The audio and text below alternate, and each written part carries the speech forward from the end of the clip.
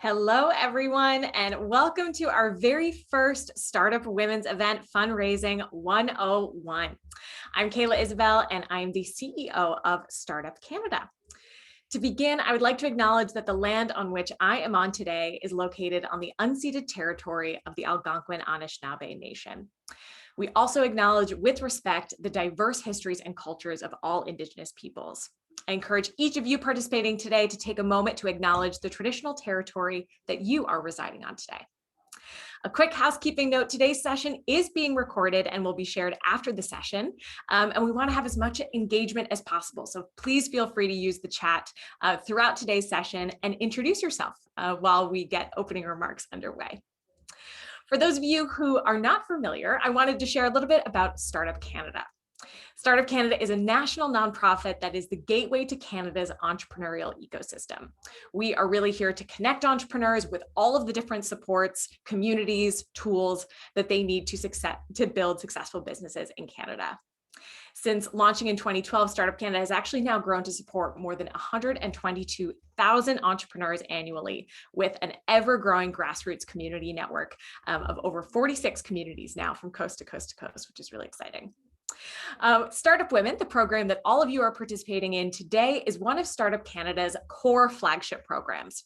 And this program offers a series of free mentorship and advisory sessions, advocacy with all levels of government, and various education initiatives like these types of webinars and sessions running throughout the entire year. And we're so excited to be kicking off our webinars with this very important topic and something that I'm personally very passionate about.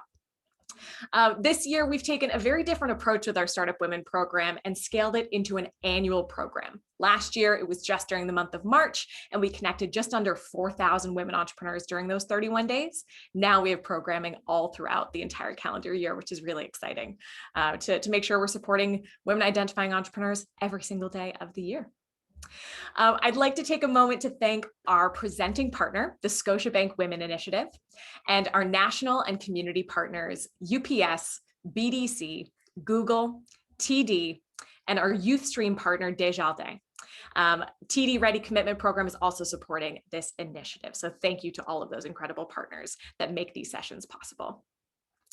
Today's conversation is going to be about fundraising and exploring the need for diversifying this historically very male-dominated space when it comes to accessing capital. And through today's webinar, we're going to be sharing a few different types of funding that are available to women entrepreneurs to leverage with a particular focus on early stage support. So we know this is a very challenging space to even understand what funding is out there, and then how do I go about actually being successful in receiving that funding so that I can both start and scale my business. As I mentioned, please introduce yourself in the chat function. Let us know your name, maybe your organization, pop a link in, or pop your LinkedIn in so we can connect with you and keep this conversation going and continue to share resources through this program. So let's dive into the conversation. Without further ado, I'm so honored to introduce our speakers today. I'm going to invite each of our guest speakers to do a quick introduction of themselves, because better to hear it from you than me. So Nikki, we're going to begin with you. Thank you so much, Kayla, and thank you to Startup Canada and Startup Canada Women for having me today. I'm super excited to be here. My name is Nikki. I'm a Senior Business Development Manager at Futurepreneur Canada. Futurepreneur is a national nonprofit organization that helps support young entrepreneurs to start their businesses. And we do this by providing financing and mentoring programs to young entrepreneurs across Canada. So super excited to be here today. Thanks so much, Kayla. Fabulous. Gurjeet, over to you. Hi, everyone. I'm Gurjeet Dada. I'm from Calgary, Alberta. I attended the University of Calgary, a Bachelor of Commerce, 5 years at TD Canada Trust. For the past year and a half, I've been at the 51, a venture capital firm that's been helping fund women across Canada and the US. Fabulous. And last but not least, Brianna. Thank you so much, Kayla. So thrilled to be here this morning. Hi, everybody, or this afternoon for many of you on the East Coast. I'm Brianna. I am the co-founder and CEO at Pocketed. We built Pocketed to help founders just like all of you access government funding so that you can accelerate your runway, delay having to dilute your business, and get the capital that you need to grow. So really excited to be here today and share more about our world of funding and our own journey with funding and all the different types that we've accessed as well. Amazing. Thank you so much for those nice and speedy intros. We're getting right into the meat of today's conversation, which is fabulous. A reminder to our attendees as well, we will hopefully have a little bit of time for Q&A. Feel free to ask some questions in the chat. And if we're not able to cover it here, we can connect with you after today's session. And one caveat note, we're going to try to go into as much detail to be as practical as possible in this conversation. That is a tall order because fundraising is such a diverse topic. There's so many different elements of it that are complicated, particularly for women entrepreneurs. So we are going to try to cram as much into this next hour as possible so we make the most of everyone's time. To kick things off with our panelists, I think some basic understanding of fundraising might be a little bit helpful, particularly for our early stage participants who are here. So I want to get your perspectives on an early stage entrepreneur's approach to funding and how they determine the best avenue that they should be even considering or doing research around. What do you think those initial first steps should be? Nikki, let's kick off with you. Oh goodness, I was wondering whether you were going to kick off with me. So as a super early stage entrepreneur, and thank you, Isabel, for kicking off with me, because Futurepreneur does support really early stage entrepreneurs. So where if you're familiar with kind of the venture capital or equity funding rounds, applying for VC funding or applying for equity funding through angels, we are pre-seed. So very early on in the funding capital range. So we start the funding that is provided through Futurepreneur is funded as debt funding, is a business loan. So it's very early stage for entrepreneurs. Entrepreneurs come to Futurepreneur with a very idea of a business, and they're kind of exploring what that idea looks like for entrepreneurs as they're looking to see whether they even need funding. So a lot of times entrepreneurs come to us at that very early stage to kind of see, is funding even an option for my business? Does a business loan make sense? If a business loan doesn't make sense, then what type of other funding supports are there out there for entrepreneurs? Brianna, we often get asked about grants a lot, so I'm loving that we're connecting as well, because I can refer them over to Pocketed now, but if Futurepreneur doesn't do grants, we do that very early stage business loan funding. So a lot of time entrepreneurs, yes, are kind of figuring out whether they actually need funding and whether a business loan makes sense to them. At Futurepreneur, the types of entrepreneurs that generally tend to come through our program are what we call main street businesses. So businesses that you would imagine kind of walking down the main street of a small town or a city, coffee shops, kind of fitness studios, yoga studios, bookshops, kind of like architectural firms, maybe marketing firms, and then also think kind of e-commerce as well. So small e-commerce companies and businesses. But these are the types of businesses that we fund and that go through our program, and they're often looking for that very early initial input of capital to help with their startup costs. So startup costs are very different for different types of businesses across the industries and what you're starting up. But startup costs for like a cafe could mean, outfitting the space. Maybe you'll need to do a bit of leasehold improvements on the space that you find, the physical location. You'll need chairs, you'll need tables, you'll need coffee machines, you'll need food product to be able to sell.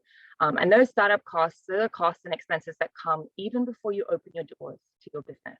So these are you can't even start generating revenue, or you can't even start selling your products or services before you actually have quite a bit of capital input and expenses that you need to get the business up and running.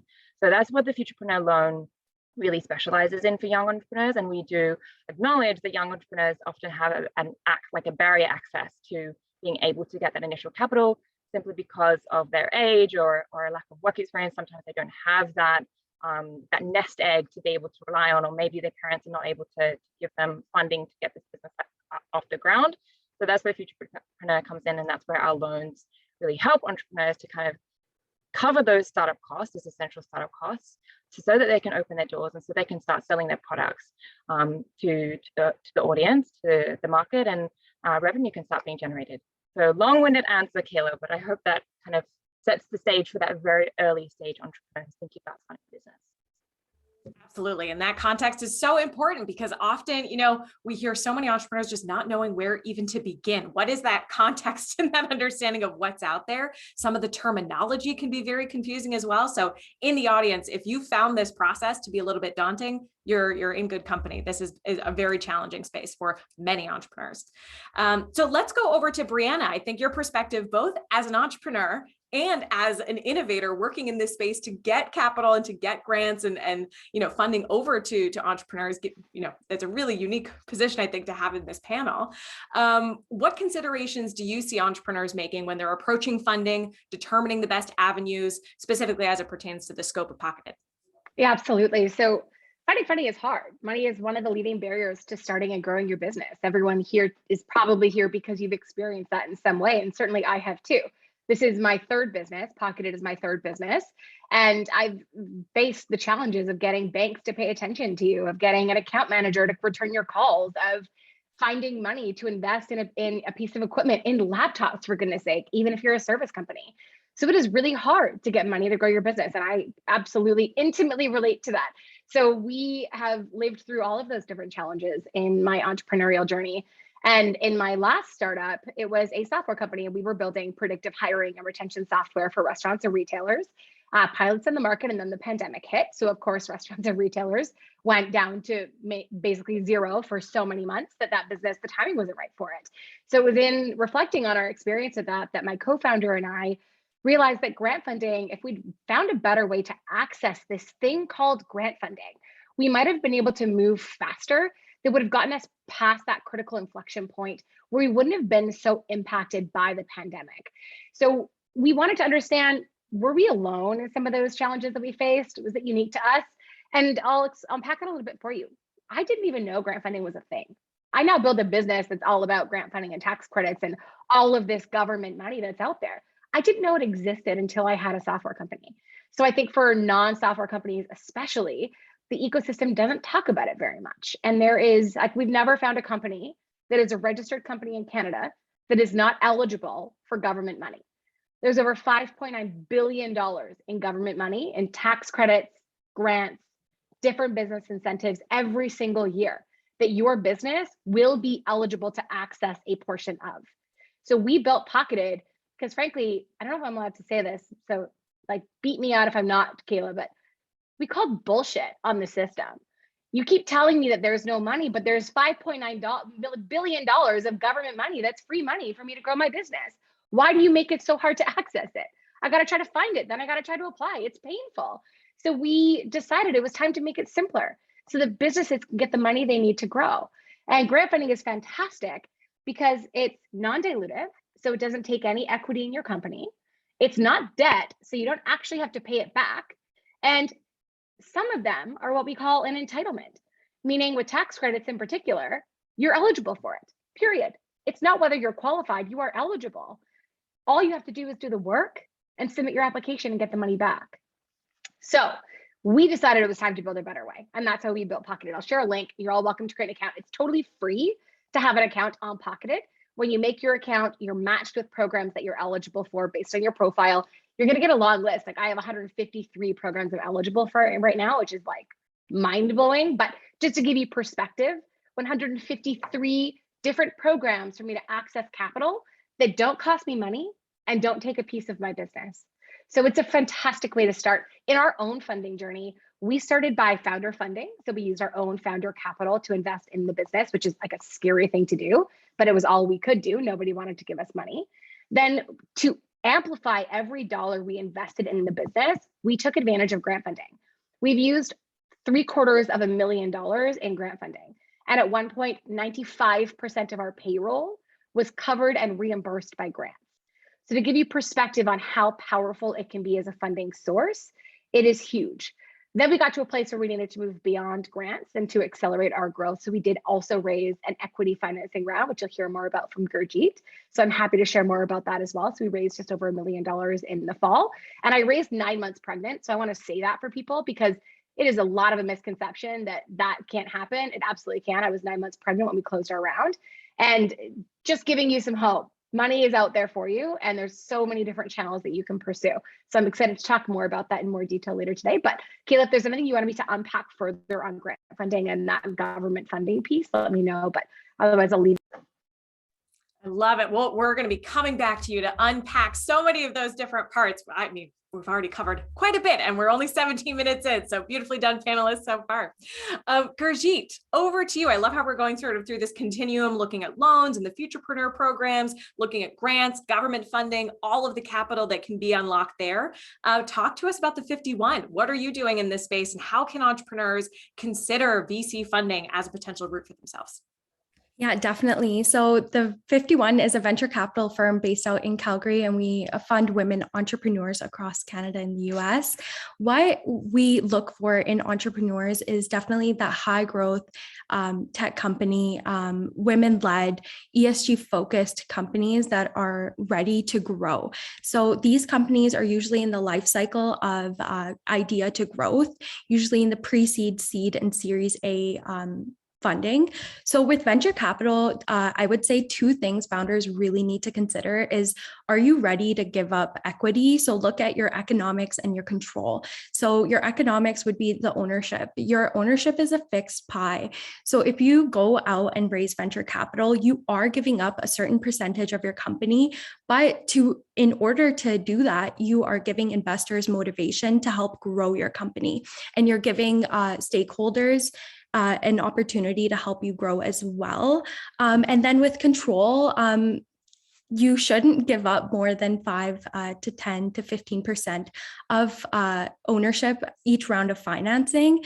And yeah, would you rather own 10% of a brilliant company or 80% of a company that is not that high growth? So there's definitely venture capital is very competitive. A lot of the companies that we see, the 51 saw 800 companies over the last 2 years. We've invested in 14 portfolio companies. So that kind of gives you an idea into how competitive venture capital really is. But it is high stakes, but it is high reward as well. So yeah, if there's anything you'd like me to elaborate on, Kayla, I'd love to do that. Fabulous. This is great. Great context. So we've got loans and that structure. We've got grants. We've got VC funding. This is painting a picture of only a portion of the landscape that entrepreneurs have access to. So continuing your research even beyond these different scopes to everybody in the audience is still recommended, but hopefully we can provide some practical solutions during today's chat. So let's go to Brianna to talk a little bit more. You alluded to all of these different parts of your fundraising journey and how you built Pocketed and other businesses even before this project. So you founded it in 2020. You are really focused on, supporting businesses to connect with government funding through grants, tax credits, other business incentives, et cetera. Can you go into more detail about what you described with your funding journey and how you went about finding which grants even before Pocketed was developed? How did you do this yourself before you built the tool that solves that problem? Yeah, Kayla, super painfully. I will always remember we had just decided not to continue building our last business, and we were out for drinks literally the next day because that was how fast we had the idea for Pocketed. And we were sitting with two other founders who we kind of cornered and wanted to understand from them what was their experience of grant funding and raising. And one of them said, it was two men. One of them said, I can raise $1 million faster than I can get approved for a grant. My co-founder, Aria, pulled out her phone and said, want to bet? And within the time we left our drinks, less than an hour later, had gotten them pre-approved for $21,000 in funding on her phone.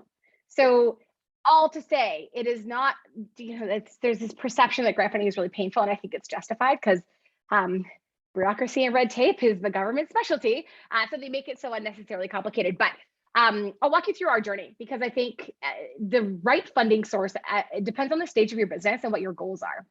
So as Gurjeet said, venture funding or raising from investors and giving up a piece of your business, that really only makes sense when you're at a specific place in your growth trajectory. And if you have a certain type of growth trajectory, because if you're not going to scale your business to be massive, it doesn't actually make sense to give up a piece of your business. And frankly, no one's going to give you money to take a piece of your business. So we, again, started really scrappy. We love to bootstrap as far as we can.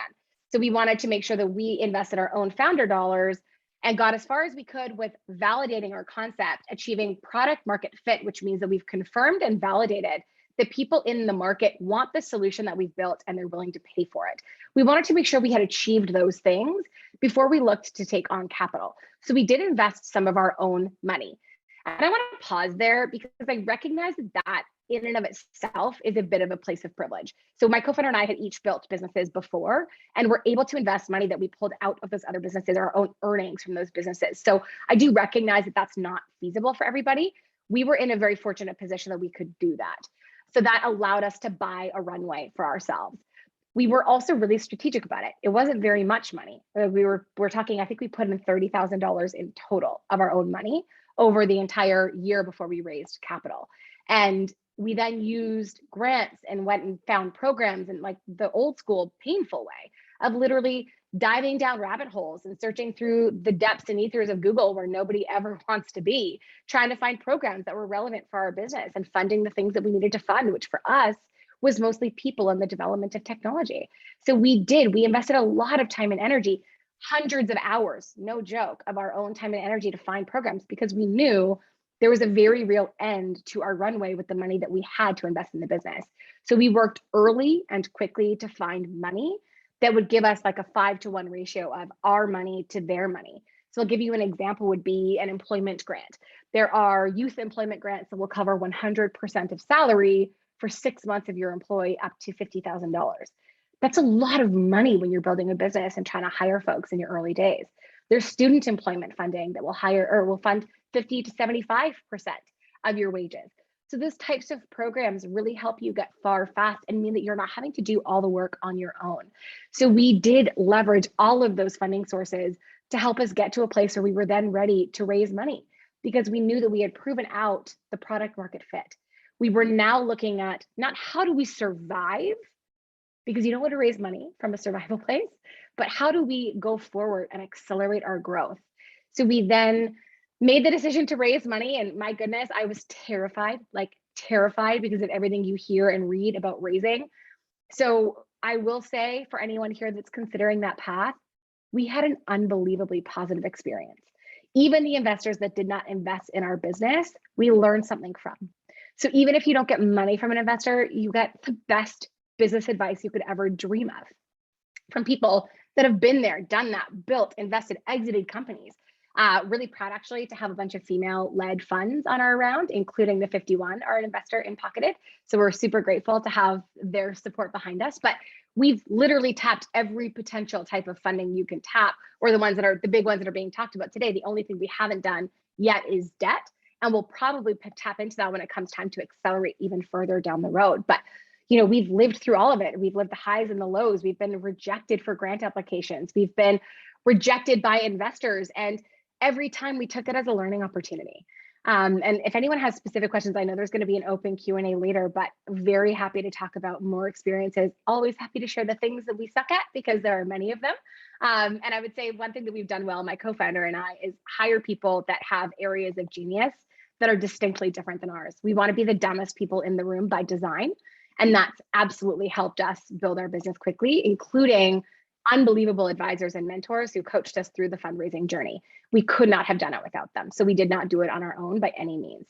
I don't believe in an independent one-man self-made human. Everyone has support in some capacity. So that's our funding journey, from founder funding to grants and tax credits to actually raising equity. And for context, we still tap into grant funding. We've gotten like another $250,000 in grant funding since we closed our round in the fall. So we are never going to stop, because if we can get as far as we can with that money, we will. Fabulous, Brianna. There was a comment in the chat function like, Brianna's a freaking rock star, and I will second that. You're super, super inspired. And I just really appreciate your transparency here, actually illustrating concrete numbers of how much you were able to access here and there and where things worked well and when they didn't. Sometimes we see just the beautiful product and we think the journey has been seamless and it's so easy because they had such a great idea. We need to talk about the nitty gritty of this process so nobody feels that their experience is in isolation and that we create create this infrastructure of support and transparency. So thank you so much for giving concrete examples there. To our other panelists, I think we could go down this, what are the challenges for women identifying entrepreneurs conversation. We could spend the next 3 months diving into this, but to level set some of this context so that we are all eyes wide open to what some of these hurdles are, and that we then jump into some proactive, opportunities afterwards, understanding this system for women entrepreneurs is not set up completely for success right now. I think we can all agree. Nikki, what other hurdles or challenges do you see for women identifying entrepreneurs trying to access capital? What are the biggest barriers that they're experiencing? Yeah, a lot.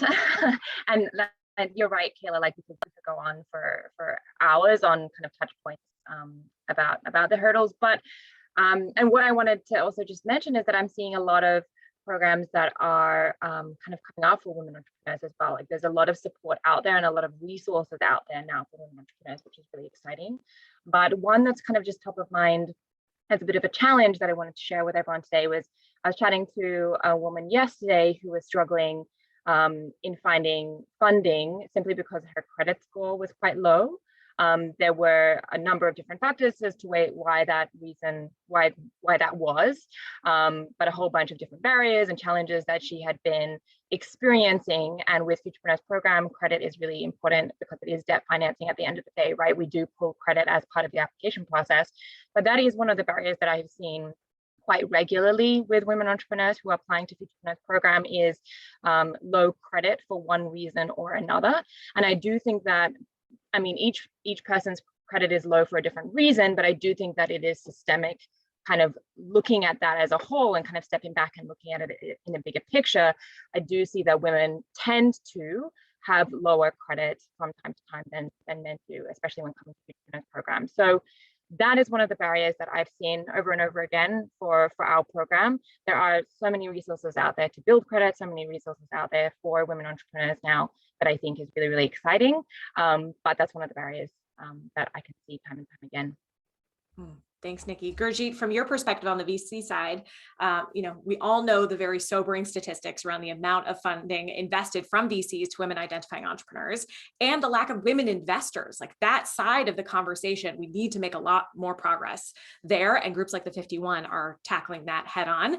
We've already received a number of questions here. So maybe I'll post one of the questions because I think it could be wrapped into some of these responses around challenges. When raising capital, how much do VCs look at other ways you've raised money? Is that a challenge that you see if someone hasn't raised a friends or family round, or if they have no funding to date? How does that impact their relationship with the 51? And what other challenges are you seeing when women try to access VC funding? Yeah, definitely. So there's, I could, again, like you mentioned, I could go on and on and on about the problems in venture capital and how it's very unfair. And to echo what Brianna is saying, we look for companies that have fully exhausted their non-dilutive funding sources, ways that they can enter accelerator programs and incubator programs.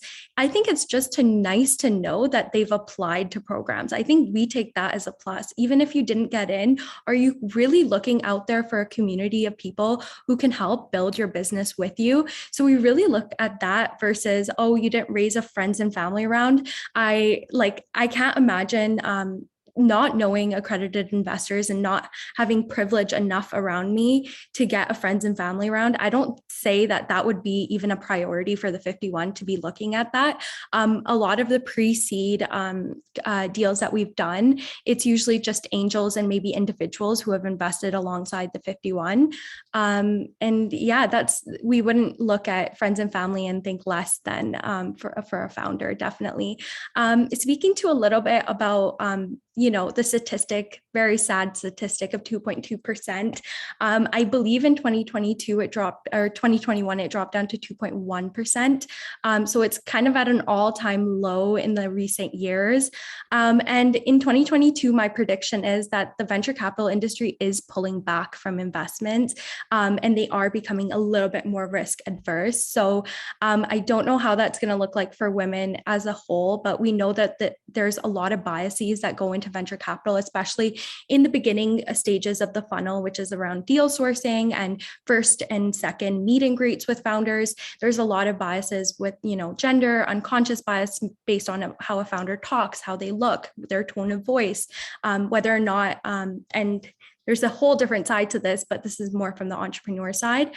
I guess I can get into kind of the investor side. Only 12% of Canada's venture capital GPs are women, which is a shocking statistic. So when Judy, Shelley, and Alice, the founders of the 51, came together, they were questioned heavily whether or not this is a fund or an angel syndicate, right? And there was definitely a lot of challenges that came along with that, but we are changing the process, and we are taking women-led capital. So we have 110 LPs from our first fund. 90% of those LPs are women. 30% of those women had never invested in early stage companies before. So we're really taking that women-led capital and putting it back into women-led companies. And yeah, we've been really proud of that. Can you go into a little bit more detail about what an LP is for those that have never approached VC funding? Can you break that down a little bit more? Yeah, definitely. So limited partners or LPs, they can be individuals or institutions, family offices that invest in a venture capitalist and their fund. And they're expecting high returns. They're different from the market. And then that's kind of a little bit about what an LP is. But LPs, especially in our fund, are very active. We have events with them. They often interact with our portfolio companies. We leverage their social and human capital to better ourselves and our portfolio companies as well. Yeah. Amazing. And we'll get into, just understanding this language and sort of the glossary of terms, et cetera. Gurjeet does a lot of work with this with her blog and website. So we'll get to that in a little bit later. Brianna, do you have anything to add in potentially debunking some of the myths of funding or your experience? You mentioned you raised when you were 9 months pregnant, and we've heard a couple of stories with other founders who are experiencing, various hurdles. What do you have to say around challenges or misconceptions around what challenges could be when fundraising? Yeah, I think building a business is freaking hard, no matter what facet of building a business you're talking about. I think accessing capital is like hard times 10, order of magnitude harder. And it's scary. For me, the biggest thing was overcoming the fear around the things that you hear about raising from investors, that they're mean, that they're aggressive, that they're all those things. And well, I can't actually think of a single example where we had an investor that I thought was incredibly disrespectful or rude. We did choose to disclose my pregnancy to investors before they signed their term sheet. You by no means are obligated to. We chose to do that. And 100% of our investors responded like head and shoulders above. Most of them said, it's ridiculous that you felt the need to even disclose that. So people on the other end really thought it was ridiculous, and they recognize the burden that puts on women, because what male person raising money or male identifying person raising money is going to say my wife is pregnant or my partner is expecting? Nobody. And yet as women, I felt the need to disclose that. So doing some self-reflection on that too, but we had a really truly wonderful experience with both our male and female investors. I think it was not comfortable. So don't get me wrong. It's not like it was an easy experience and we got lots of rejections, but it was a really phenomenal way to socialize your business and talk about your growth goals and talk about what you see as the market opportunity for your business and get buy-in on that. And we're proud to be a business that has a social impact component. We built this company to eliminate barriers for entrepreneurs, full stop. And every time we grow, that means we are helping even more businesses access capital. We have over 5,000 companies today that use Pocketed to access capital. Last year alone, founders applied to over $80 million in government funding through our platform. And this is just in the very early stages. We hadn't even been live for a year. We've now just been live for a year. So if I could send any message to the audience here today, it would be explore all of your options. Don't think there is only one way to finance your business. I thought all that we had as options were debt or giving up a huge chunk of our business. And both of those options are fantastic when you're at the right stage of your business. But for us, it took us a long time to get there, and we needed money to help us get there. We didn't have infinite resources to get there on our own. That's where government funding played such a critical role. So again, I'm happy to talk to people about any misconceptions you hear, but I definitely went into our raise expecting the worst, and it was super positive overall. I love that. Thanks for sharing that, Brianna. So going to the mechanics of finding funding, then being successful and hopefully getting that funding. I want to go through all of our panelists and talk through that process a little bit, because I think even for myself, when I, ventured into entrepreneurship, understanding the series of events, the series of types of funding that you can access at what stages, this keeps coming up through all of us, that you need to really identify the stage of your business that is appropriate to enter into some of these conversations. What can you expect from these conversations in terms of timelines? What is on the table to even negotiate, et cetera? Let's look under the hood a little bit more in that space, because I think that could be really helpful for some of our audience members. So Nikki, I want to start with you. Futurepreneur provides collateral-free startup loans for up to $60,000, correct? And that's per business. So walk us through what that process looks like and how you assess a company's application. Yeah, great question, Kayla. Thank you. So Futurepreneur, there are two things that are needed first and foremost to start your application with Futurepreneur: a business plan and cash flow projections for your business. So we have a template on the Futurepreneur website. I can drop a link into the chat for your cash flow projections. We don't really care what template you use for your business plan, to be honest, but your cash flow projections need to be used in the Futurepreneur template. But basically what we're looking for in the application process is that you have these two pieces: your business plan and your cash flow projections. You've got a really well filled out and thought out application profile. And then what we're looking for is that you're kind of just past the research and development phase of your business. So you're ready to go, right? You can be pre-revenue generation. You can have not yet even started selling your products and services. So that example that I gave earlier about a restaurant opening, for example, and needing the capital to cover the startup costs, to outfit the restaurant, to get staff to staff the restaurant and open doors when you're ready to go. These startup costs can be covered by the Futurepreneur loan. But in your application, if it is pre-revenue stage, we really need to see that you've done all of your research, you've got a bit of a sense of the market, you've done your competitive analysis, and you know that as soon as your doors open to this restaurant, you're going to have people walking through the door. And how you can know that is that maybe you've developed a community, maybe you're in the hospitality industry already, and you've got a community of people who are really excited about your restaurant and ready to go. Maybe you've developed an online community. You've got a really great following on Instagram, on social media, and they're all waiting for your doors to open. So with these kind of like pieces around traction, we're really looking for it, and we'll strengthen your application to Futurepreneur, because the last thing that we want to do is to give debt funding to an entrepreneur that we think doesn't have that, where we don't see the business opening doors and being able to sell and being able to be successful, right? Like that's the last thing that we want to do. So in your application, you really need to show that your business is at that stage that is ready to leverage this funding, this debt funding that we invest in your business. And then that once your doors open and you start generating revenue, that revenue is able to then cover the expenses of paying back the debt, right? Because as Brianna mentioned, it's not free money, it's debt funding. There are repayment schedules attached to it. So you do need to factor that in as one of your expenses once you get up and running and once you're operating your business. Fantastic. And for those that might not be familiar with Futurepreneur, can you describe the age range that you support? Yes. And is that across the country? Do you apply regionally? How does that work? Yeah, great question. So we do support young entrepreneurs. That's our mandate as an organization. So we do have an age range. It's between 18 to 39 years old. Basically, you need to fall under 40 years old to be eligible. If you don't fall within that age wrap, there are so many other resources out there to support you, but you do need to fall under 40 years old to apply to Futurepreneur. And we are national, so we take applications from across the country. We're supporting young entrepreneurs all across Canada. I specifically work in Vancouver, in BC, so I support and work closely with entrepreneurs across the Lower Mainland in Vancouver. But if you're located across the country, we welcome applications from anywhere. So feel free to reach out to me. I'll put my LinkedIn in the chat as well if you're curious. Amazing. Thank you, Nikki.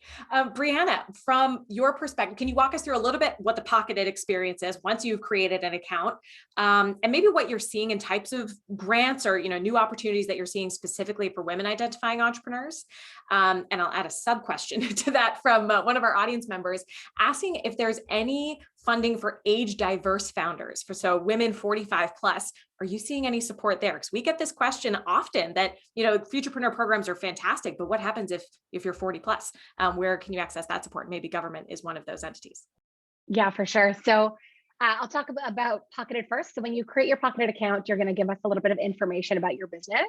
Our technology uses that information to identify the funding programs that you are eligible for. So there are thousands of programs in our database. That is overwhelming for even us who live and breathe this every day. So you're only going to get a subset of those programs that your business is actually eligible for. It's still overwhelming. So I recommend that you use the filters in the platform to access the programs that align with what you're looking for. I saw some comments in the chat around hiring funding, for example. I love hiring funding. Like, I love it. We've used it. It's a huge part of how we were able to build Pocketed. We actually help companies get hiring funding and do all the work for you as well. So that's another option. You'll see that option when you create your account. It's a phenomenal way to grow and scale your business. So please tap into it. We have never met a company, I know I said this already, that is a registered business in Canada that is not eligible for a single funding program. Never. Even non-registered companies on average are eligible for 17 programs in the Pocketed platform. 48% of our users are female-led or female-founded, or identify as being female-led, female-founded. So we do have a really diverse audience on that front. There's a ton of funding that is eligible for different intersectional diverse groups. So a lot of equity-seeking groups, there's a ton of funding being put in, justifiably so, to support those types of entrepreneurs. You can also search by those criteria in the platform too. There's a whole bunch of funding that was recently announced in the Q4 of last year for women in particular in the digital space. So there's stuff that's coming. The question around age diverse, I'm actually a little bit perplexed by that, in the sense that most of the funding programs that exist do not have age as a criteria for your ability to access them as a founder. So like, outside of, Futurepreneur, which is very much a program supporting youth entrepreneurship or young people accessing entrepreneurship, which makes sense. The other funding that's in our platform, I don't know that I can think of a single program that you have to be below a certain age to access. There is different types of youth initiatives for sure, but that typically pertains to the profile of the person that you're employing, for example, on a hiring grant. So students and or youth are typically the employees that are eligible to receive funding. And the reason for that is that it's important to understand that with this government funding, it's not there just for goodwill. It's there to drive economic goals for the government. And their economic goals for this government are often around diversity for sure, but also export, market expansion, or research and development for innovation, youth and student employment. So that's a lot of what they're putting money into. And you see that reflected in the programs that they have funding for. And we certainly see that in our own platform as well. But you have the ability to access all of those programs. It is self-serve unless you want to pay for additional services in the platform, but otherwise it's self-serve. It'll show you the programs and you can do the work to apply. And if you have questions, reach out on our chat. Our team is very available to support you as well. Amazing. We've got a flurry of questions coming in, which is I love to see, because clearly, we're pulling on some helpful strings here to try to access more information. So thanks to all of our panelists as well for answering some of those questions in real time. With the 51, so walk us through that journey of what an entrepreneur can expect when they're entering into a conversation with a VC. What is the life cycle of that relationship? And then if someone is successful, what happens then? Definitely. So venture capital, there's definitely different approaches. I would say there's two main approaches to approaching a VC. Either it's a warm introduction through someone you know via like those accelerators or incubator programs, and you receive an invite like through email or LinkedIn, and they introduce you to the VC. Or it's around cold, which would be you cold messaging the VC on LinkedIn or emailing them and introducing yourself. I would say the cold intro part is quite hard on the entrepreneur, just because the VC response rate, I believe, is quite low. A lot of VCs won't respond to email invites.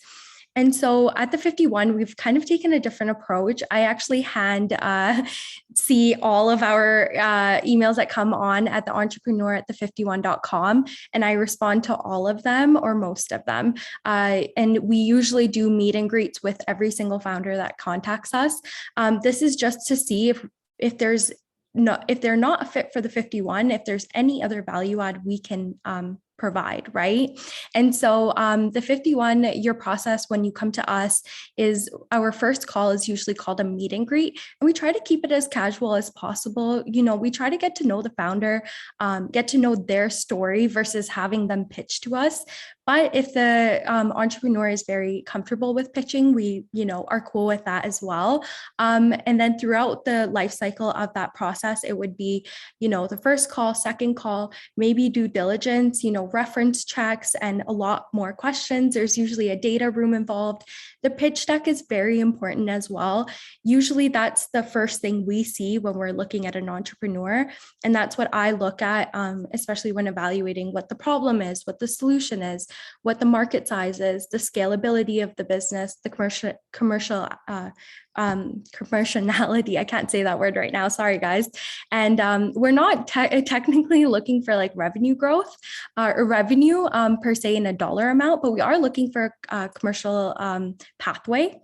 And then if you make it past due diligence, it's usually a term sheet, funding, and then we have with the 51, we're quite high impact and high touch. So if an entrepreneur requires, monthly meetings or biweekly meetings, we're happy to offer that. But if, it can be low touch as well with like quarterly meetings. So it definitely does vary once you're done that process. But I would say it's pretty fun with the 51 if you want to come and say hi to us. And yeah, cool.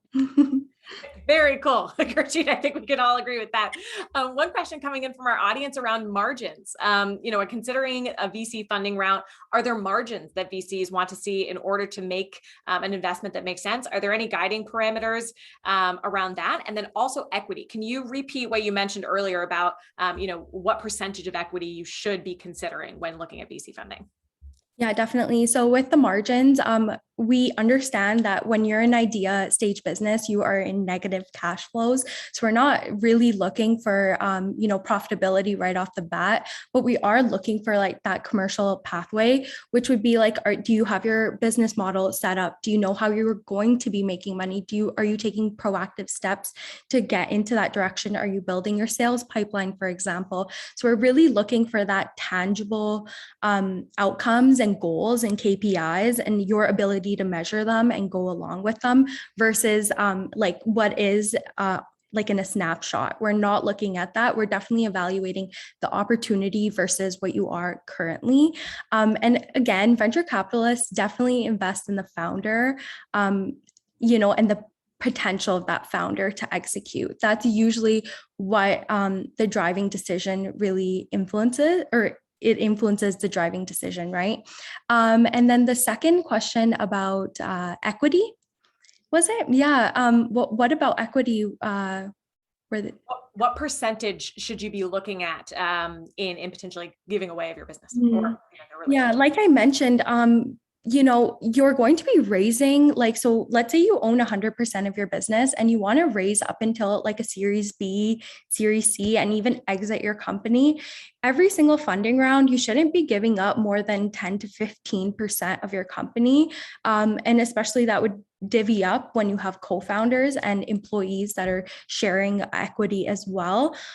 So I would be very careful with how much you're giving up at every stage of your business, but raise as much as you need to grow, right? You don't ever want to hinder your growth.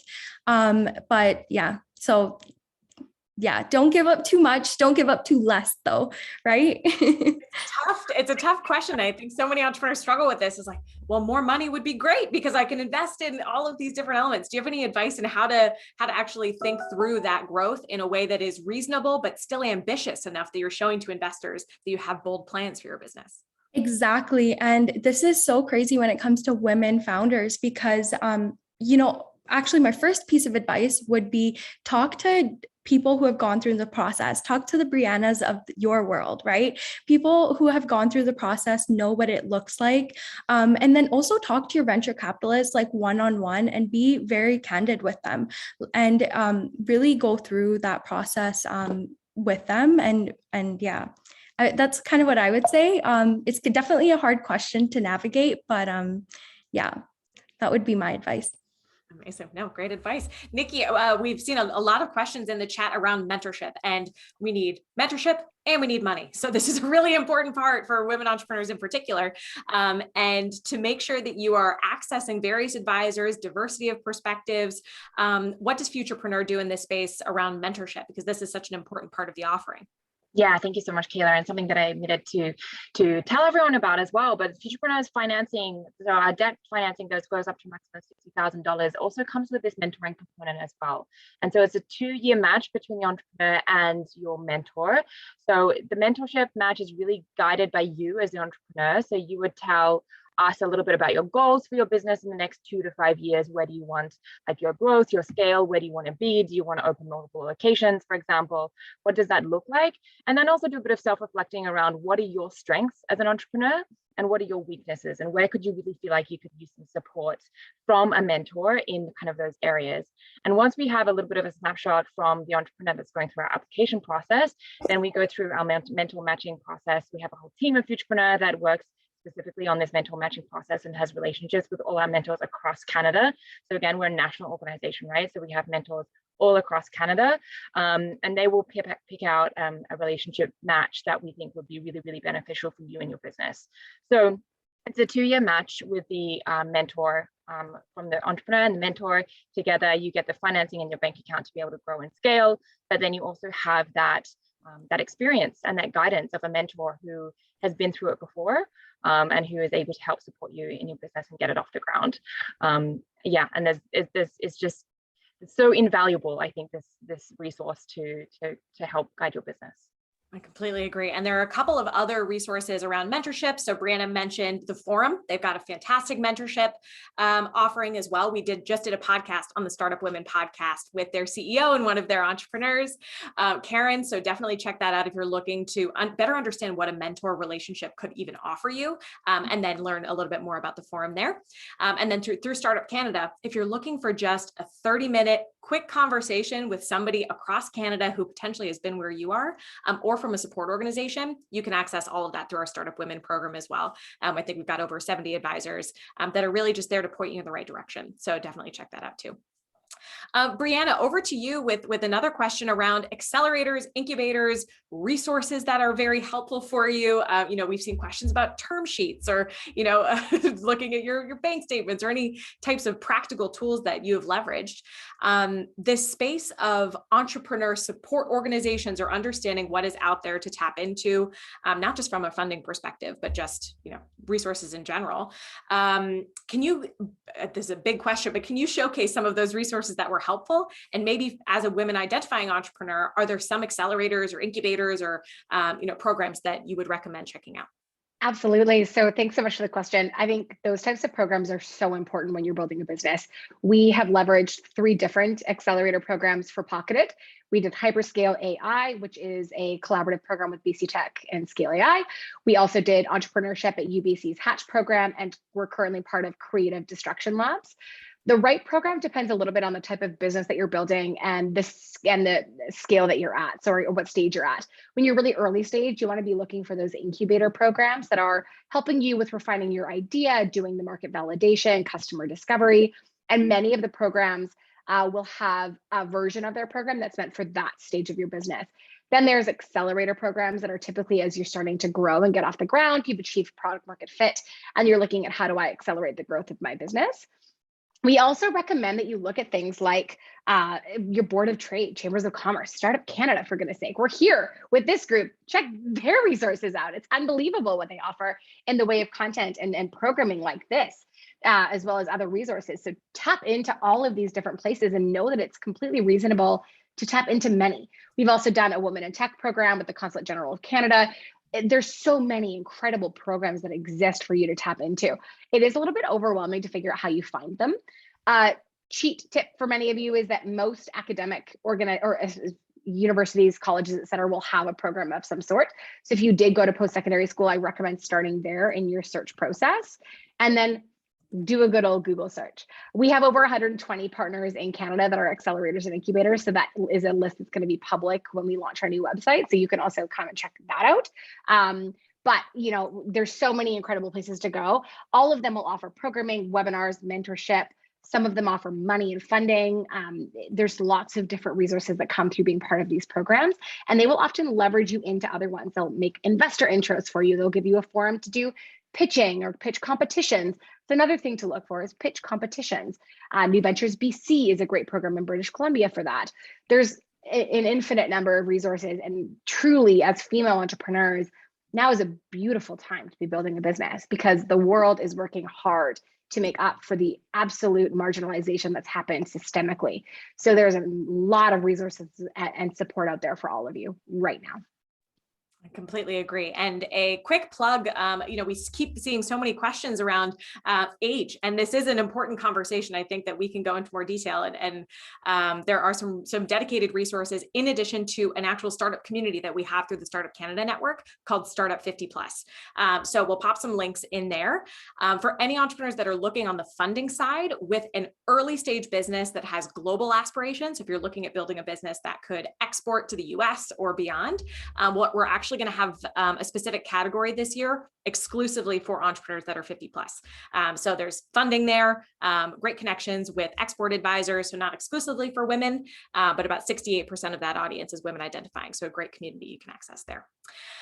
In terms of final questions, Gurjeet, we want to learn a little bit more about her finance journey, a platform that aims to demystify the world of finance for the everyday girl. I love that. Tell us a little bit about that before we wrap up. Yeah, definitely. So I started her finance journey after I graduated from the U of C, and I wanted to combine my passion about women and finance and really bring it together on one blog or platform. And what it evolved to is a really great tool now that I cover anywhere from personal finance to finance in the capital markets, to IPOs, to venture capital, to NFTs, to crypto. So I know the world of finance is just so big, and it can be intimidating to learn about it. And so that's why I started, and in particular, to encourage young women to get into entrepreneurship and innovation. A lot of the business schools the business school I attended, a lot of the STEM kids didn't really participate in the entrepreneurship classes. So I think really bringing those two worlds together, the world of tech, the world of engineering, and world of finance, and bringing all that together into one is really cool. And that's what I've been working on for the last year and a half, 2 years. And yeah, it's a little bit about her finance journey. Fantastic. And you can check it out in the chat function, read all about it, because I think, this type of comfort talking around finance, that can make all of us feel so much more empowered and actually, tapping into the right fund at the right time and not wasting our time going after things that aren't actually the right fit. A couple of notes, this session is recorded. We're going to send all of these materials after the session, some key resources that have been mentioned. So all of this will be packaged and sent through our team, so that to all of the questions that we're getting in there. We've got about a minute, so we're going to do a quick wrap up. My colleague Isabel is going to pop up a poll because we would love to get everybody's feedback on today's session. This is really important as we look to scale our programming, making sure this is as relevant and helpful as possible. So your candid feedback is really appreciated in this quick 10-second poll, if that. So panelists, I'm going to ask you one final question. That's actually a huge question, so I challenge you to answer it quickly. What does success look like for you in terms of support for women entrepreneurs? What does that successful landscape look like for you? Nikki, let's kick off with you. Oh my goodness, that's a big question, Taylor. Where do I start? I mean, for me, I guess personally, I just want a successful finance landscape for women entrepreneurs to be accessible, to be for women to totally understand, and to Gurjeet, your earlier point about just even understanding kind of the different pieces of finance and how they all intersect and connect together. And to Brianna's story a little bit earlier about how there's so many different types of finance that you can leverage for your business, and knowing that you don't have to just go down one route. It can be a multiple of different types of finance that you can pull in at different types of your business journey, really truly understanding what those different pieces of finance mean, and just being able to navigate this world of finance, to be able to really truly leverage these different pieces of finance for your business is what I would like to see. Amazing. Brianna. I think from my standpoint, success looks like we're no longer talking about female founders, female CEOs, female-led companies. We're just talking about founders, CEOs, and companies. I would love to see us no longer automatically associate those terms with men. So if we're going to start using it for women, I'd like to see it used for men, male CEOs, male founders. That to me is success. It means that we have achieved a different level of parity where we're no longer having to scratch up for it. So that to me is when I think I will see that we have been successful, so we can drop some of that terminology. Sing it. Love it. Love it. Gurjeet, wrap us up. One of our big goals at the 51 is to activate $2.5 billion of women-led capital by 2030. And so we're working very hard to do that. And that's including getting women a seat at the table, but creating their own tables and really taking lead in charge of their own businesses and leading. That's what my goal is. And I think we'll get there for sure. We have to. It's non-negotiable from my perspective. Like we've got to get there. Thank you so much to everyone in our audience for such a lively chat function. Thanks for all of the back and forth.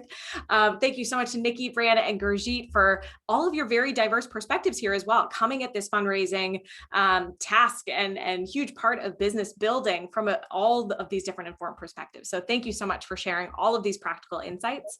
I'd like to take a quick moment to thank our partners, the Scotiabank Women Initiative, and our national and community partners, UPS, BDC, Google, TD, and our youth stream partner, Desjardins, in addition to the TD Ready Commitment Program. Our next event is for women in the arts on next Wednesday, April 20th. If you're looking for some resources talking about funding in the arts space, these are very small, intimate conversations with about 20 women entrepreneurs and also some support organizations. So check that out and reach out to Startup Canada if you have any additional questions. We're happy to wayfind with you through this journey and point you in the right direction of a support organization that's going to be a great fit.